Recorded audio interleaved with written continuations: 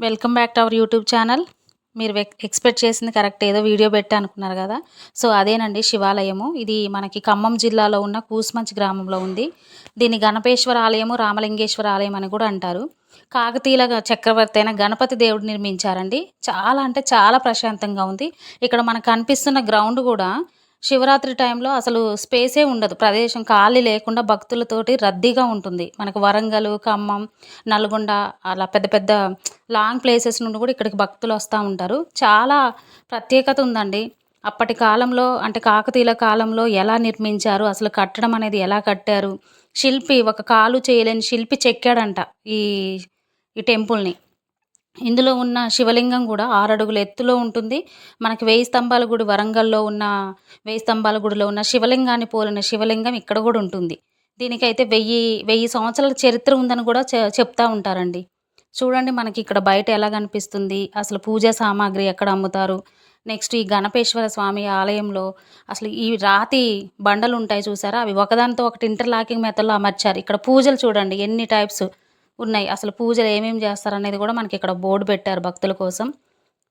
చెప్పాను కదా, ఇక్కడ ఒక రావి చెట్టు ఉంది. ఇదంతా కూడా బయట లొకేషన్. అంటే ఇది 11, 12వ శతాబ్దంలోనే స్టార్ట్ చేశారండి.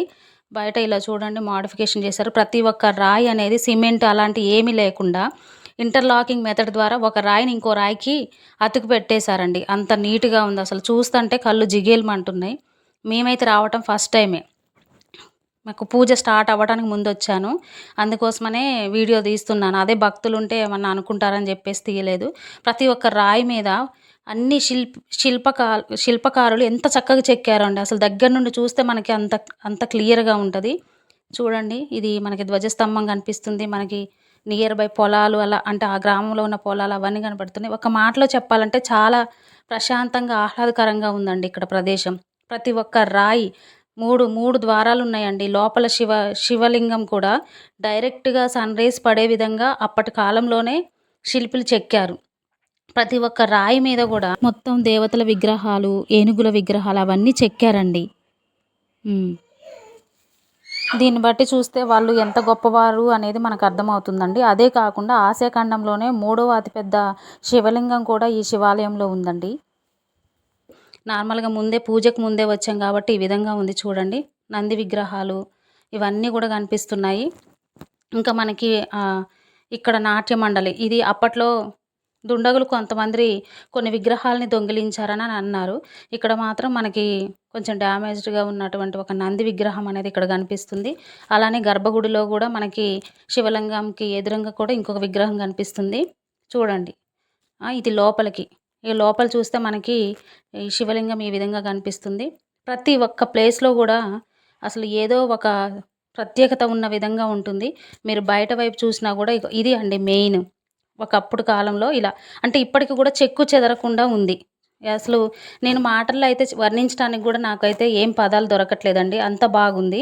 మీరు ఎవరైనా చూడవలసిన వాళ్ళు ఎవరైనా ఉంటే ఇది మనకి ఖమ్మం డిస్ట్రిక్ట్‌లో కూసుమంచిలో ఉందండి. ఎవరన్నా వచ్చి విజిట్ చేయండి. శివరాత్రి టైంలో కూడా చాలా రద్దీగా ఉంటుందని చెప్పాను కదా. సో ఇక్కడైతే మనకి నంది కనిపిస్తుంది. ఈరోజు ఎందుకు వచ్చామంటే మా చిన్నోడి బర్త్‌డే. సో అందుకోసమని ఇంకా ఎప్పుడు కూడా రాలేదని చెప్పేసి మొత్తం ఫ్యామిలీ వచ్చామండి ఇక్కడికి. పాప, నేను, సార్ అందరం వచ్చాము. ఇక్కడ చూడండి ఇదొక ప్రదేశం నాట్య మండలి అంట.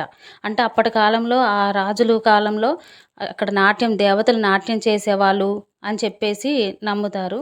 చాలా చారిత్రాత్మక కట్టడం కదా అండి. చాలా ఇన్ఫర్మేషన్ ఉంది. నేను ఈ వీడియోలో అంతా ఇవ్వలేకపోవచ్చు. కానీ మీరు మాత్రం నచ్చితే ఒక లైక్ అయితే చెయ్యండి. సో బాబుని బొట్టు పెట్టుకోమని అంటుంటే వాడు పెట్టుకోవట్లేదు.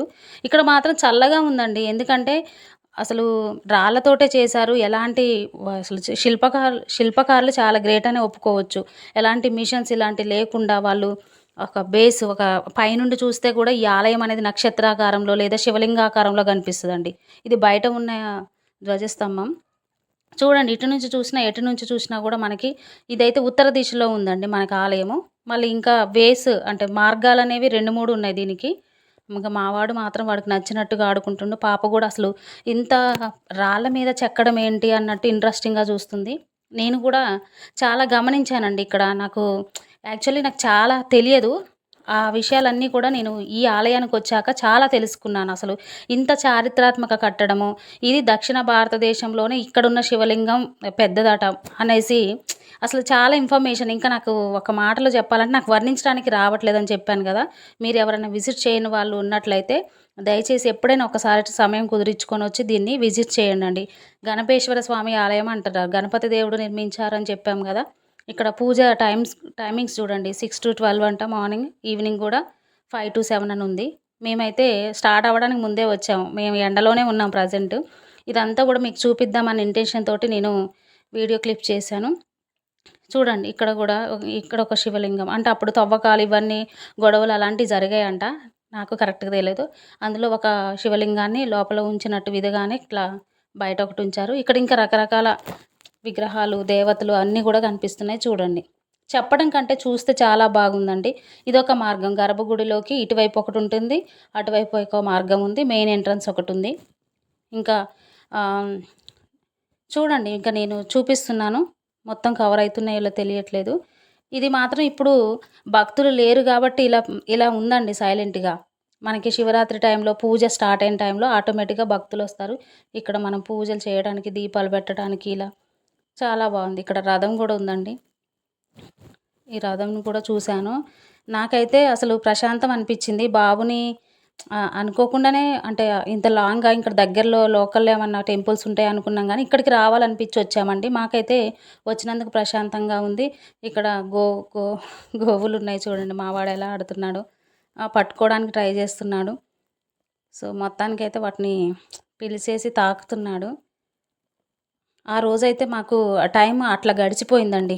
అసలు చాలా అంటే చాలా విషయాలు నేను నేర్చుకున్నాను. అంటే నాకు తెలియదు అసలు ఇంత చారిత్రాత్మక కట్టడం, ఇంత హిస్టరీ దీని వెనక ఉందనేది నాకు ఇక్కడికొచ్చాక తెలిసింది. అవన్నీ నేను మీ ముందు చెప్పట్లేదు. సో, మొత్తానికైతే దర్శనం చేసుకొని ఇక బయలుదేరామండి. మీరు ఎవరైనా చూడని వాళ్ళు ఉన్నట్లయితే చూడండి. అదేవిధంగా మా బాబు బర్త్‌డే కాబట్టి వాడిని విష్ చేయండి. అందరూ కూడా మర్చిపోకుండా కామెంట్ అయితే పెట్టండి. సో, దర్శనం చేసుకున్న తర్వాత ఇక చిన్నగా కదిలామండి.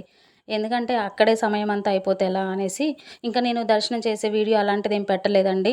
ఎందుకంటే అది తీయడానికి మాకు పర్మిషన్ అయితే ఇవ్వలేదు అప్పుడు. సో, నేను జస్ట్ మీకు ఇలా వచ్చాను, ఈ విధంగా ఉంటుందని చెప్తున్నాను. మీరు కూడా మర్చిపోకుండా ఎప్పుడైనా ఖమ్మం వచ్చినట్లయితే కూసుమంచి గ్రామంలో ఉందండి ఈ శివాలయం. దయచేసి దర్శించండి. ఇంకా ఇలాంటి కట్టడాలు చాలా కూడా ఉన్నాయి. సో, ఇదండి ఈరోజు మేము చూసిన శివాలయం. మొత్తానికైతే శివాలయాన్ని చూసాము. సో, అక్కడ నుండి ఇక చిన్నగా ఇంటికొచ్చేసాము. వచ్చాక వాళ్ళ అక్క ఇలా బెలూన్స్ డెకరేషన్స్ తోటి మొత్తం అరేంజ్ చేసేసింది వాళ్ళ తమ్ముడికి.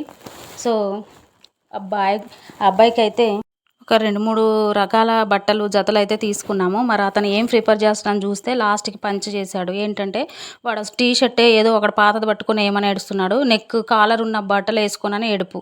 సరే మొత్తానికైతే ఏదో ఒక కలర్ వేసుకున్నాడు. సో, ఈ విధంగా కేక్ కట్ చేయటం అనేది జరిగింది. వాళ్ళ ఫ్రెండ్స్‌ని అందరిని పిలిస్తే వర్షం వస్తుందని చెప్పేసి అందరు రాక ఒక 2-3 అయితే వచ్చారు. అయినా పాపం వాడు చిన్నోడు కదా! ఇంకా పెద్ద పిల్లలొచ్చారు. సరే మొత్తానికైతే వాళ్ళకి చాక్లెట్సో, బిస్కెట్‌లో అన్నీ షేర్ చేసేసాడు. సో, ఈ విధంగా అయితే సెలబ్రేషన్ జరిగిందండి. మొత్తానికి నేను ఎంతో కొంత ఇన్ఫర్మేషన్ అయితే ఈ వీడియోలో ఇచ్చాననుకుంటున్నాను. అదేవిధంగా ఇక బర్త్‌డే సెలబ్రేషన్ అంటే ఇది కామనే. కానీ నాకు ఆ శివాలయంకెళ్ళిందే నచ్చింది. ఇంకొకసారి వీడియో ఏదైనా చేసినప్పుడు ఫుల్ ఇన్ఫర్మేషన్ మీకు ఇస్తానండి. సో, వీళ్ళు ఈ బెటాలియం అంతా చూడండి పాప వాళ్ళ ఫ్రెండ్సే వచ్చారు ట్యూషన్ పిల్లలందరూ గూడా. సో, మొత్తానికి కొంచెం తినేసి నెమ్మదిగా ఎవరి దారికి వారు వెళ్ళిపోయారు. మీకు మాత్రం వీడియో నచ్చితే లైక్ చేయండి. ఛానల్‌ని సబ్స్క్రైబ్ చేసుకొని